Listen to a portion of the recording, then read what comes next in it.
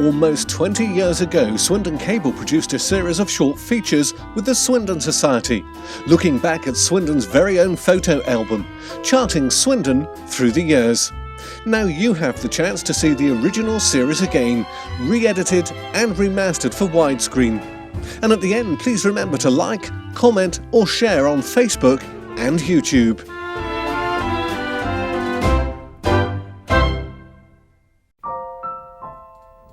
With the help of the Swindon Society, we're stepping back in time to Swindon of yesteryear. We're visiting another area of the town that has changed so dramatically over the years.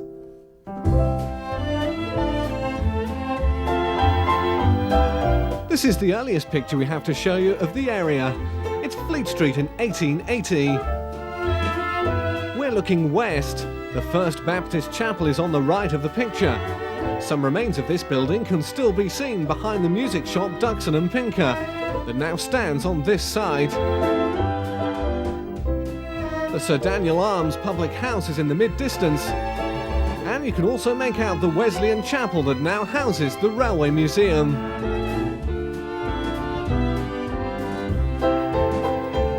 A hive of activity, a poor quality print but showing just how busy Swindon could be. This is Fleet Street at the junction with Bridge Street. We're looking east and our snapshot of time was taken back in 1905.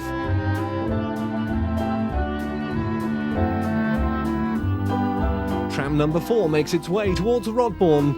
The date is 1906 and the tram is passing the Wesleyan Chapel, now the home of more of Swindon's history, the Great Western Railway Museum. Forward in time to the 1930s, and still heading in the Rodbourne direction, this is Fleet Street at the junction with Bridge Street. This time it's a new form of transport, the new buses. The tram lines are still present. In fact, it was the buses that spelt the end for the trams. The first bus was introduced in 1927. The last tram ran just 2 years later, in 1929. We move along to Farringdon Road in the 1930s, at the junction with Farnsbury Street. The extension to the Great Western Community Hospital is on the left. Those buildings were demolished when the road was widened. The Wesleyan Chapel schoolrooms are on the right.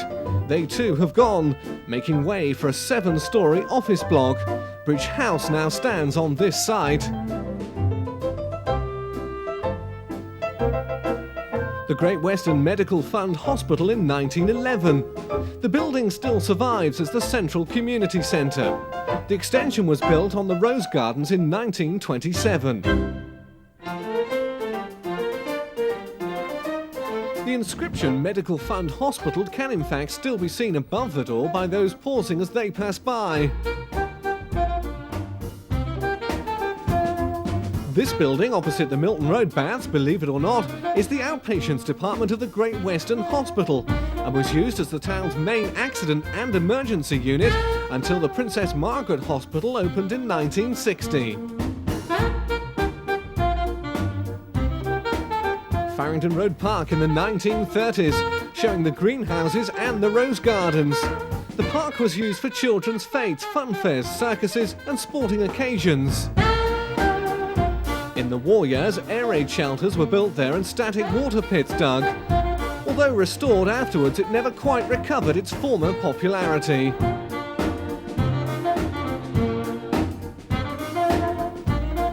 A view of the Sir Daniel Arms pub, built in the 1880s. It was named after the first locomotive, carriage and wagon superintendent of the GWR Works.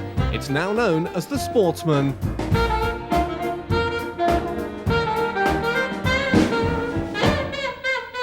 This is Farringdon Road in 1953. The Sea Cadets Band are on parade for the coronation of Queen Elizabeth II.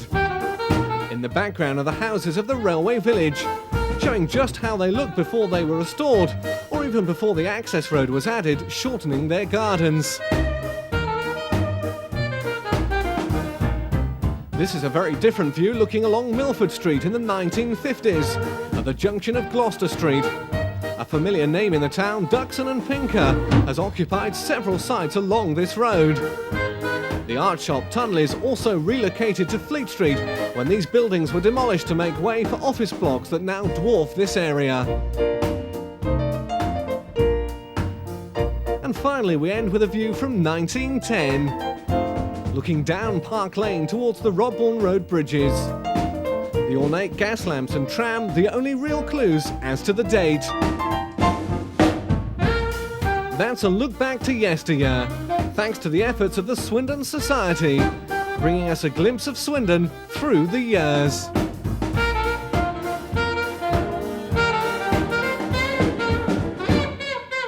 If you enjoyed the images from the Swindon Society, please visit their website or look out for their books in local bookshops. If you enjoyed seeing Swindon Through the Years again, please like, comment or share the Facebook page and the YouTube page.